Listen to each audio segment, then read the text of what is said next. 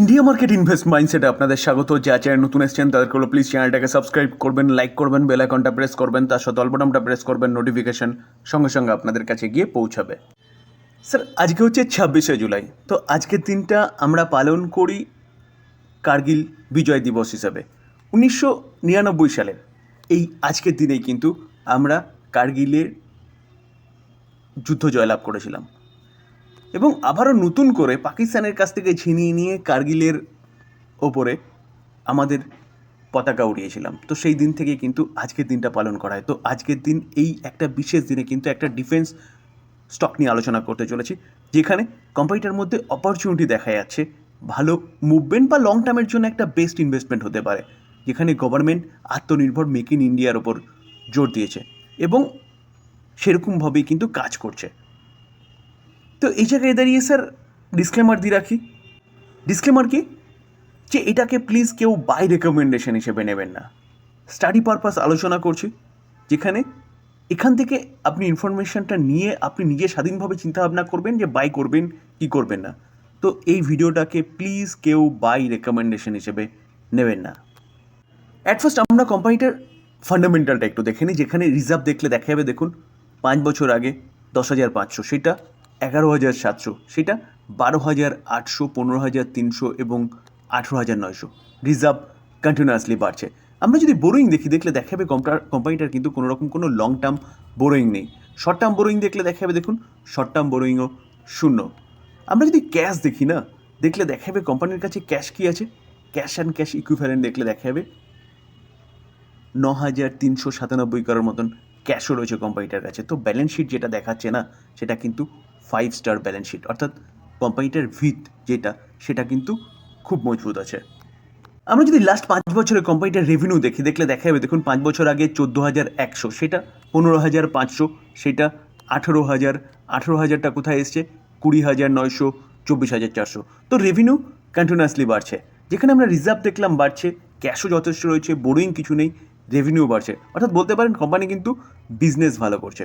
এবং আমরা যদি এখন প্রফিট দেখি না, প্রফিট আফটার ট্যাক্স বা প্রফিট ফর দ্য পিরিয়ড, তো দেখলে দেখা যাবে, দেখুন কোম্পানি 2,065, 2,348, 3,000, 3,000টা 4,000 হয়েছে, 4,000টা 5,288। তো কোম্পানির প্রফিটও কিন্তু কন্টিনিউয়াসলি বাড়ছে, তাই বলতে পারেন কোম্পানি কিন্তু বিজনেস ভালো করছে। আমরা যদি শেয়ার হোল্ডিং প্যাটার্ন দেখি না, দেখলে দেখা যাবে, দেখুন জুন 2025, প্রোমোটার 51.1% স্টেক হোল্ড করছে, foreign institution investor 18.6% stake hold করছে। ফরেন ইনস্টিটিউশন ইনভেস্টার কিন্তু দেখলে দেখা যাবে তার স্টেক সংখ্যা বাড়িয়েছে, 17.3 ছিল, 17.3 ছিল, 17.6 হয়েছে, সেটা 18.6 হয়েছে। ফরেন ইনস্টিটিউশন ইনভেস্টার স্টেক সংখ্যা বাড়াচ্ছে কেন? ডোমেস্টিক ইনস্টিটিউশন ইনভেস্টারকেও দেখলে দেখা যাবে 26.6% রয়েছে, এবং পাবলিক দেখলে দেখা যাবে 9.7%, এবং কমছে কিন্তু পাবলিকের 16.6 ছিল, 16.4 হয়েছে, 9.7 হয়েছে। তো স্যার, যে কোনো কোম্পানির যে ইনস্টিটিউশন ইনভেস্টারদের স্টেক বাড়া আর পাবলিকের কমা, সেটা কিন্তু একটা পজিটিভ দিক বলা চলে।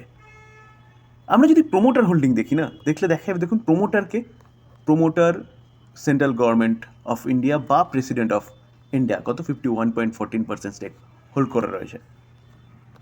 তো স্যার, কোম্পানিটা কিন্তু একটা পিএসইউ কোম্পানি, যেখানে আমরা পরে আসছি কোম্পানির বিজনেস নিয়ে, কোন কোন সেগমেন্টে কোম্পানি বিজনেস করে। আগে ফান্ডামেন্টালটা একটু দেখে নিই। দেখুন, আমরা যদি ইনস্টিটিউশন ইনভেস্টার দেখলে দেখা যাবে, দেখুন মিউচুয়াল ফান্ড 14.60%, 442টা মিউচুয়াল ফান্ড রয়েছে, যেখানে সিপিএসসি 2.92% স্টেক হোল্ড করছে, কোটাক প্রায় 2.5% মতন স্টেক হোল্ড করছে, এসবিআই প্রায় 2%-এর মতন স্টেক হোল্ড করছে, ইউটিআই প্রায় 1.03%। এছাড়া foreign portfolio investor 17.83% stake hold করছে। আমরা যদি দেখলে দেখাবে ইন্স্যুরেন্স কোম্পানিও রয়েছে 4.21%, 108টা ইন্স্যুরেন্স কোম্পানি রয়েছে, যেখানে এলআইসি অ্যাপ্রক্সিমেট 2% কাছাকাছি স্টেক হোল্ড করছে, আর এনএসপি ট্রাস্ট 1.64% স্টেক হোল্ড করছে।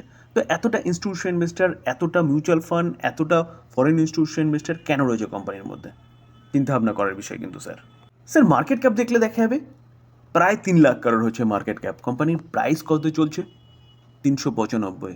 কোম্পানিটা 436 পর্যন্ত গেছিলো। অ্যাপ্রক্সিমেট দেখলে দেখা যাবে কোম্পানিটা কিন্তু প্রায় 10%-এর কাছাকাছি ডাউন সাইডের রয়েছে। 10% মানে অনেকটা, যেখানে গভর্নমেন্ট মেক ইন ইন্ডিয়া আত্মনির্ভর এবং এই কোম্পানিটা কিন্তু একের পর এক অর্ডার পাচ্ছে। আজকেও এই কোম্পানিটার একটা অর্ডার নিয়ে কিন্তু অবশ্যই আমরা দেখব। তার পাশাপাশি দেখলে দেখে আমার পি রেশিও কী আছে 54.3 এবং ডিভিডেন্ড ইল 0.56, অর্থাৎ কোম্পানিটা ডিভিডেন্ড পে আউট করে। রিটার্ন অন ক্যাপিটাল এমপ্লয় 39.0 রয়েছে। রিটার্ন অন ইকুইটি কত আছে 29.3, ফেস ভ্যালু 1 রয়েছে, তো স্প্লিট দেবে না। রিটার্ন অন ক্যাপিটাল এমপ্লয় এবং রিটার্ন অন ইকুইটি দুটোই কিন্তু ঠিকঠাক আছে বলতে পারেন। দেখুন, আমরা যদি সেলস গ্রোথ দেখি, 10 বছরে 13%, 3 বছরে 13%, 5 বছরে 13%, 3 বছরে 16%, কারেন্ট ইয়ারে 17%। তো সেলস গ্রোথ বাড়ছে কেন? গভর্নমেন্টের জন্যই, যেখানে ইম্পোর্ট কিন্তু গভর্নমেন্ট কমিয়ে দিয়েছে এবং ডোমেস্টিকের ওপর কিন্তু জোর দিয়েছে। যেখানে প্রফিট গ্রোথ দেখলে দেখা যাবে যে প্রফিট গ্রোথ কী বলছে, 10 বছরে 16% অনলি ফর, সেটা 5 বছরে 24%, 3 বছরে 31%, কারেন্ট ইয়ারে 34%। যেখানে স্টক সিজিআর গ্রোথ দেখলে দেখা যাবে, দেখুন 10 বছরে 26%, 5 বছরে 64%, 3 বছরে 63%, কারেন্ট ইয়ারে এখনও পর্যন্ত 28% কোম্পানি রিটার্ন দিয়েছে। Return on capital, return on equity সেটাও দেখলে দেখা যাবে, দেখুন 22, 24, 26, 29 সেটাও কন্টিনিউয়াসলি বাড়ছে। তো এই গেল কোম্পানির ফান্ডামেন্টাল, যেখানে কিন্তু কোম্পানির সম্বন্ধে যথেষ্ট ভালো একটা আইডিয়া পাওয়া গেল যে কোম্পানি বিজনেস কিন্তু গুছিয়ে বা ভালো করছে। এবার প্রশ্ন হচ্ছে কোন কোম্পানি নিয়ে আলোচনা করছি আমরা কিন্তু আলোচনা করছি ভারত ইলেকট্রনিককে নিয়ে, যেখানে আপনারা সবাই মোটামুটি কম বেশি জানেন যে কোম্পানিটা কোন সেগমেন্টে কাজ করে এবং কী নিয়ে কাজ করে। তবুও চলুন, যারা জানেন, তারা যারা জানেন না তাদের জন্য একটু দেখে নিই। দেখুন, দেখলে দেখা যাবে ভারত ইলেকট্রনিক এই কোম্পানিটা ফার্স্টেই বলেছি একটা পিএসইউ কোম্পানি, যে কোম্পানিটা ডিফেন্স এবং ইলেকট্রনিক কোম্পানি, অর্থাৎ ইলেকট্রনিক সেগমেন্টের কোম্পানিটা এক্সপোজ রাখে, যেখানে হেডকোয়ার্টার কোথায়, বেঙ্গালুরুতে। প্রাইমারিলি কোম্পানিটা ম্যানুফ্যাকচারিং করে কিসের, advance electronic product for ground and aerospace অ্যাপ্লিকেশনের জন্য। এবং তার পাশাপাশি এই যে কোম্পানিটা না, সেই কোম্পানিটা হচ্ছে কি 16 PSU under administration of the ministry of defence, অর্থাৎ মিনিস্ট্রি অফ ডিফেন্সের আন্ডারে 16 নম্বর কোম্পানি, যে কোম্পানিটা নবরত্ন স্ট্যাটাস পেয়েছে কিন্তু। এবং কোম্পানিটা যেটা একটু আগে বললাম গভর্নমেন্ট অফ ইন্ডিয়া। তো এই জায়গায় দাঁড়িয়ে এই কোম্পানিটা কোন কোন সেগমেন্টে কাজ করে দেখুন, satellite system, radar system, defence, communication, aerospace, avionic সিস্টেমে কাজ করে। যেখানে এই কোম্পানিটা একটু আগে বলছিলাম যে avionic, radar system, weapon system, electronic voting machine, এইসব নিয়েও কিন্তু কোম্পানিটা কাজ করে। তার পাশাপাশি শোনা যাচ্ছিল যে বেল ডিআরডিওর সাথে একসাথে কোলাবোরেশনে S-400 মডেলের রাডার সিস্টেম নিয়ে কাজ করছে বা অ্যান্টি মিসাইল সিস্টেম নিয়ে কাজ করছে। যেখানে আমরা ইন্ডিয়া পাকিস্তানের যুদ্ধে কিন্তু S-400 কার্যকারিতা দেখেছি, সেখানে ভারত স্বদেশী S-400 তৈরি করার কথা বলছে এবং কাজ কিন্তু অলরেডি শুরু করে দিয়েছে। তো কোন কোন কোম্পানি, বেল ও ডিআরডিও একসাথে কোলাবোরেশনে। দেখুন নিউজটা 25 তারিখের নিউজ, আজকে 26 তারিখ, গতকালকের কি নিউজ, যেখানে পিএসইউ এই কোম্পানিটা অর্থাৎ ভারত ইলেকট্রনিক অর্ডার উইন করেছে কত, 1640 কারোরের একটা অর্ডার কিন্তু উইন করেছে এই কোম্পানিটা। দেখুন এই আর্টিকেল দেখলে দেখা যাবে বেল সাইন করেছে এ contract with the defence ministry for the supply of air defence fire control radar to the Indian army. তো বুঝতে পারছেন তো, যেটা একটু আগে বলছিলাম যে রাডার সিস্টেম নিয়ে কোম্পানিটা কাজ করে, কমিউনিকেশন দেখে, ইলেকট্রনিক গুডস ম্যানুফ্যাকচারিং করে, অবভিয়াসলি ডিফেন্স কোম্পানির জন্য, এরোস্পেস কোম্পানির জন্য। তো সেই জায়গায় দাঁড়িয়ে sir business model well and good, government make in India বা আত্মনির্ভরের কথা বলছে। আর এই বেল এই কোম্পানিটাও কিন্তু কাজ সেরকমভাবে করছে আর একের পর এক অর্ডার কোম্পানিটা কিন্তু পেয়েছে বা ভবিষ্যতেও পাবে।